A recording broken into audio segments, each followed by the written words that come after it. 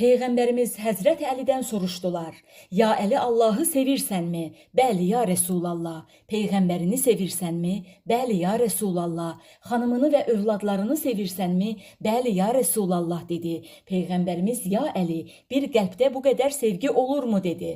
Həzrət Əli üzgün halda evinə gəldi.